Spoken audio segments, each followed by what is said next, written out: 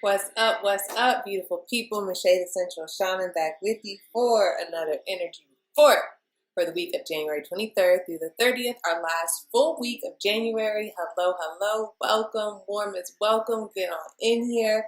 It's so good to be back with you guys to deliver this beautiful message for the collective. I am grateful and humbled by your presence. Please, if you feel so called to work with me, I do offer Reiki meditations. I am a shamanic Reiki master, and I also offer tarot and oracle readings as well.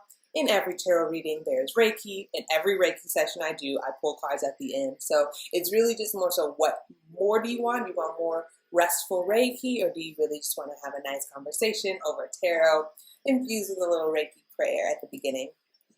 So thank you so much. If you are also moved by this channel and you appreciate the work that I do and would like to help me increase the amount of videos that I do and the production behind all of this, please go ahead and donate to the channel. I would so appreciate it. Donate to your girl, because, okay, I'm out here hustling, trying to do my readings as full-time work eventually, but I am glad to offer this in my spare time, and I thank you guys so much. I'm excited. January has been absolutely beautiful. Let me turn this music down a little bit. January has been absolutely beautiful. I am so proud of us because every time that a message comes in, it means that you're ready to receive it. Right? So whether it's a call to embolden and to revolutionize, like I was speaking about last week, it means we're ready for that message. And so the fact that we are ready for such a potent message gives me great hope, gives me great strength, gives me great motivation in my own spirit, in my own personal life, to carry on and to see things through and to realize that I'm part of something bigger here and that we're all going through this together. And I invite us all to sort of lean on one another. And I myself am trying to find community here in Las Vegas. Just moved here under a year ago. Still haven't found my spiritual community out here yet, but I know that it is there. And if not, I'm going to make it. In any case, leaning on one another is absolutely part of what's going on right now. I feel that heavily, especially after last week's reading. Again, a message from, I believe it was week 2, is coming through here today. So let's just go ahead and get started. I done prayed up. We ready. We in it. All right. So the overall energy of the week, I did not pull a shamanic oracle card because I think the messages that we've been getting so far have been so potent, and I really want us to integrate that and to keep that on our hearts and, not to get too bogged down. So I didn't do that. But what I did pull was from my liminal space deck, and it says, the dream always comes disguised as a nightmare. And this was in week 2 when we talked about the burden of creativity, the burden of birthing new life, the burden of birthing a revolution, the burden of liberation. It's a heavy task, and you have adversaries, and you get down on yourself, and others ask you what you're doing this all for. And this card came up for a sister's reading recently, and this is the card that came to my mind on that week 2 reading was, the dream always comes disguised as a nightmare. And what I get from this card is, we want to slay the dragon. We want to fight the good fight. We want to climb the mountain. We want to start that website, start the business, begin a family, find love.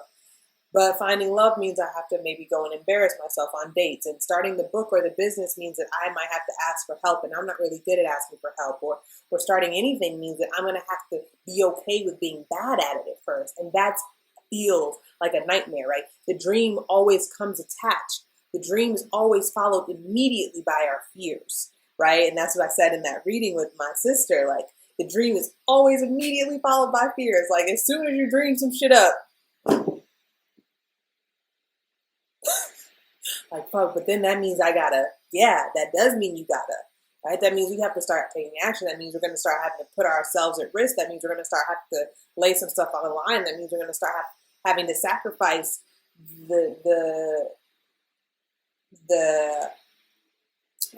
I'm thinking about like the dead trees. That means we're going to have to start shedding some things, right? We're not sacrificing anything good. We're sacrificing what's weighing us down. We're sacrificing what is no longer needed anyway. Are you ready to sacrifice that? And that can feel scary. The dream comes disguised as a nightmare, but it's not. It's just what is necessary. It feels scary, but it is absolutely necessary. So that is the overall energy. And I think that is something that this message, I would probably keep posting this reading just for this message alone. That everything you want is on the other side of fear, but also like, you got to remind yourself that this is just a part of it.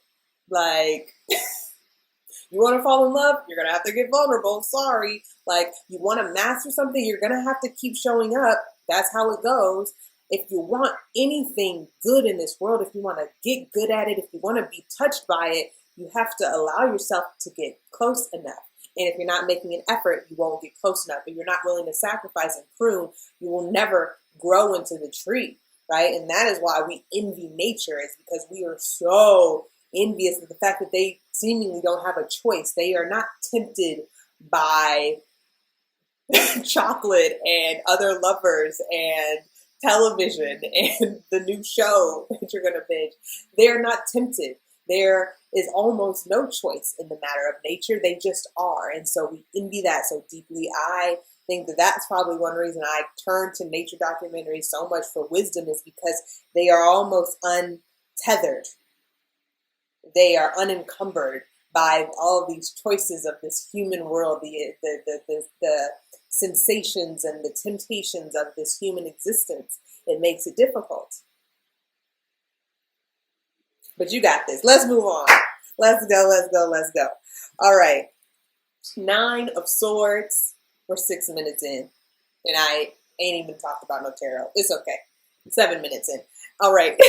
Okay, so in the front end of this, and possibly at the end of last week, grief, reprise, right? Respite. Let me show you. 9 of Swords, right? Grieving the soldiers' loss, grieving the ways in which we were, right? You know, whatever you're grieving. And then the 4 of Swords. Right, so you have 2 air cards, the 9 and the 4 of air, 9 and 4 of Swords.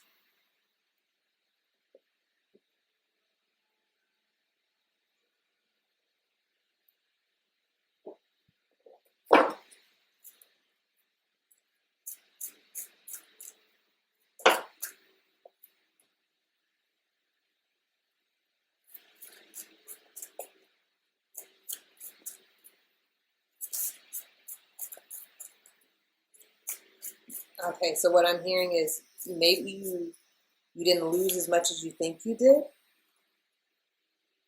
You didn't lose as much as you think you did.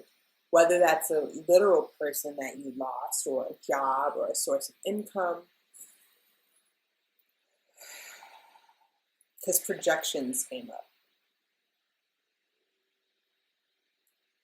which always asks us to question, right? Just a question, get curious, like, is this, who is this, what is this, why is this?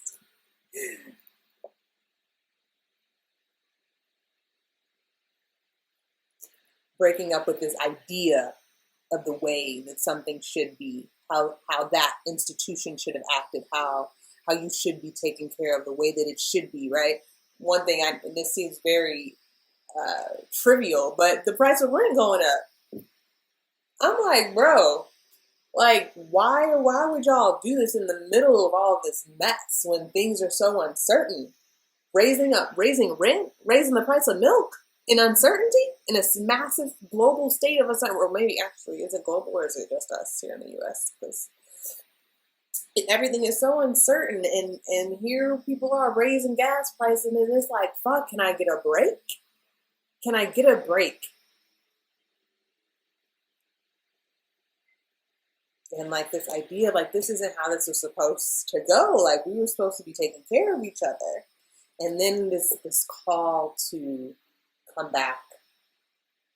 I would say for me, what this feels like is communing with the ancestors again. Because 4 of Swords is all about, right? He's literally laying down. It's very ceremonial, ritualistic in a way. I feel like these dogs, if they're not actually there, are spirits. right? Or these little flags or lost soldiers, right? Like I said, it feels very ceremonial, ritualistic. So the rest, I feel like, is in a ritual space, whether that's making a bath, lighting some candles, saying a prayer, something like that. I think will invoke this new sort of spirit, a hopefulness, because then we have celebration, right, which is the Three of Cups, rain coming in, but this sort of heavenly sort of the rain when the sun is out, right? I love when it rains like that. It always did that in Miami. So this sort of, yeah, it's raining, but this sort of beautiful, joyful cleansing as well. Because we feel let down, we feel betrayed, we feel like we've been cast aside or left here. Why'd you leave me? I'm hearing. Why'd you leave me in this shit? Like, you know what I mean? There's another card here that I don't know why it's here, but I'm sure it'll come together. But yeah, I feel like this beautiful hopefulness, because then in the middle of all of this, we've got magic is immediate and an offering. Come on now. Okay. We love to see it. Love to see it. Magic is immediate and an offering. Like, could you get any better than that?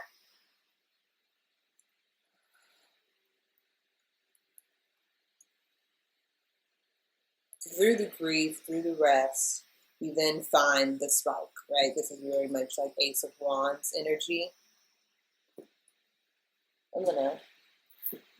I never read these. I never read from this deck, really, because it just always was very intuitive for me with these cards. But magic will be detectable within moments of seeking it. Follow when found. I love that. Follow when found. The place it guides you to may divert your attention from something else that was not producing a magical result for you at this time. You cannot bottle magic or decide which form it will appear, but it is the most reliable force in the universe. Oh, I love that. You cannot bottle up magic or decide which forms it will take, but it is the most reliable force in the universe. And then an offering, come on now. The very belief, and you will find, right? I have that written on a little postcard in my bathroom. Is when I decide, I attract, and this almost feels like this was summoned. This offering was like summoned, and you know.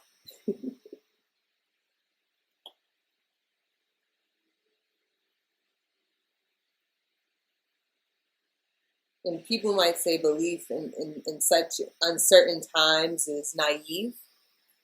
People might say to be so hopeful or optimistic is misguided and not forward thinking. You know what I mean? It's not responsible to just hope that some blessing will just fall out of the sky.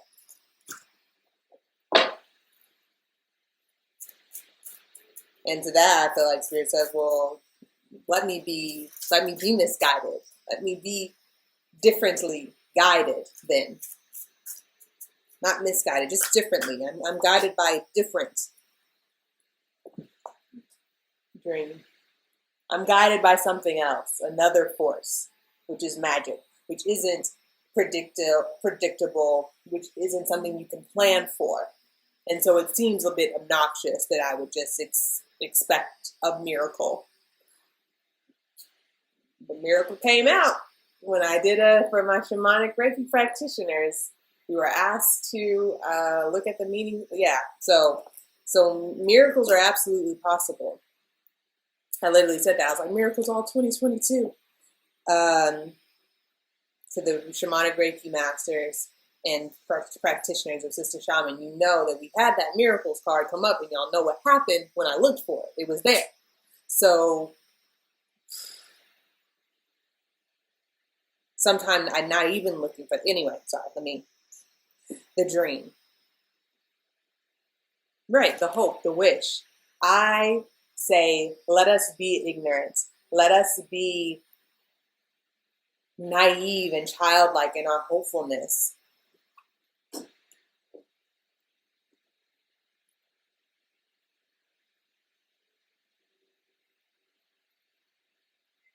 Then this Hermit card just came out and I just heard, seek and you shall find. Seek and you shall find.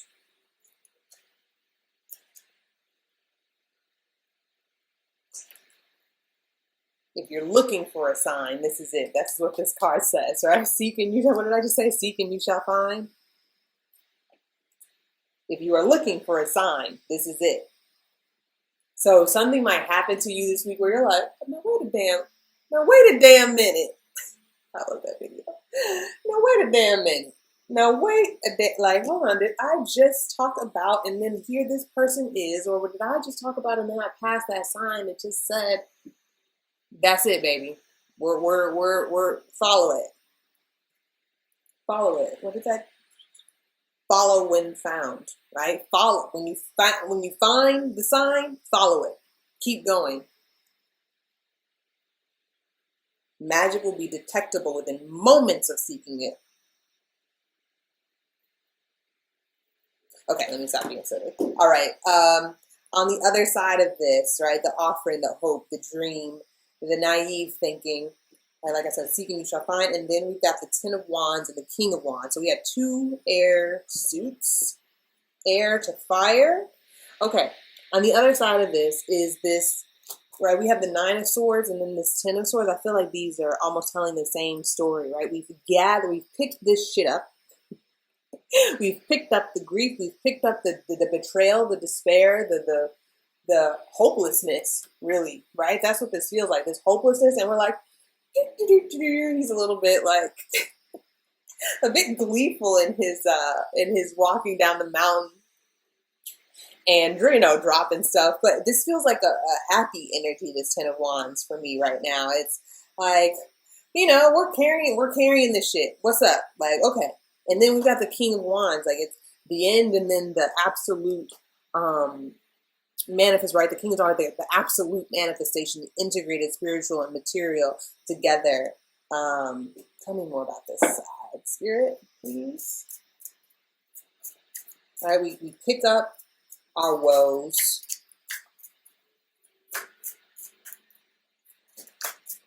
We turn a corner.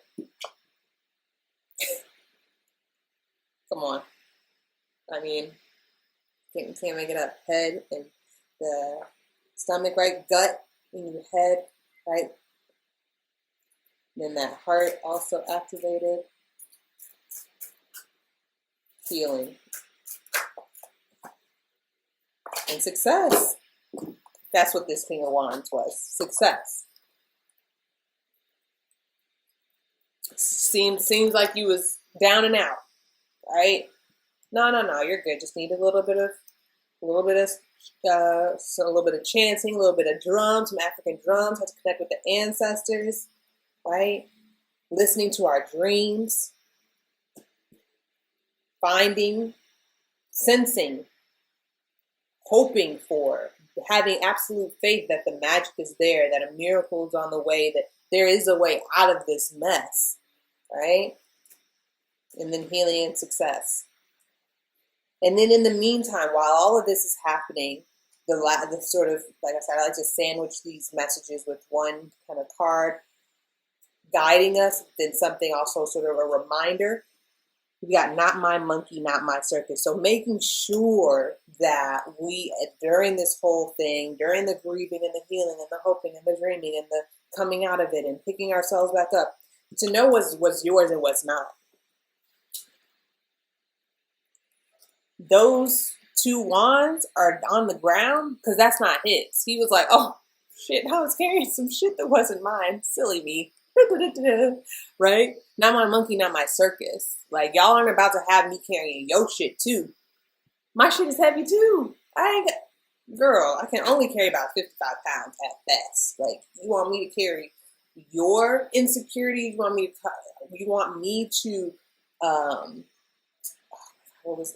you want me to, oh my gosh, it's losing me. You want me to account for it, thank you. You want me to account for your lack of communication skills? You want me to account for your inability to listen to me? I'm not going to keep telling you what I've already told you. Sister Nene Leaks. I said what I said, right? Like, I said what I said. I'm not doing this with you anymore, right? Not my monkey, not my circus. I know what I should be playing in and what I'm not playing with. And I know what to play in. I know to go and do my rituals. I know that, when I connect, I'm going to be in this sort of beautiful sun brain energy. I know what's mine. Hopefulness. I know what's not mine. And I'm not going to play with that anymore. I'm not going to deal with that anymore. I'm not going to go back and forth with you. We're not afraid of conflicts.